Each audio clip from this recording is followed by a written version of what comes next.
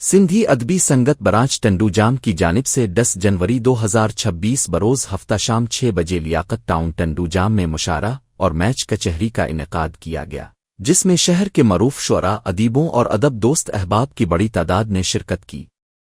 مشاعرے کی صدارت معروف صوفی، قومی اور مذہبی شاعر آسی زمینی نے کی، جبکہ نظامت کے فرائض برانچ کے سیکریٹری شوق پنجتانی نے انجام دیے۔ شوق پنجتانی نے اپنی غزلوں اور نثری نظموں سے محفل کو 4 چاند لگا دیے۔ مشاعرے میں عبدالرسول عباسی نے نثری نظمیں، عنایت لغاری نے غزلیں اور نثری نظمیں، فقیر مسکین وگیو جانی بابا، فقیر علی اصغر سولنگی، ستارہ محمد صدیق شاہ اور شکیل دوغلی نے اپنا کلام پیش کیا۔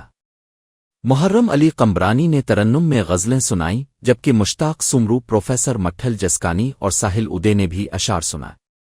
محفل میں عبدالباری بھٹائی نے وائی جھونگاری سنا کر حاضرین سے خوب داد وصول کی۔ آخر میں صدر مشاعرہ آسی زمینی نے پنجتن کی تلاوت کی اور محفل کے اختتام کا اعلان کیا۔ اس موقع پر فرحان علی عباسی، جانی قمر سمرو، عامر علی خاسخلی اور میر ارشاد علی تالپور نے بھی شعری کلام میں شرکت کی۔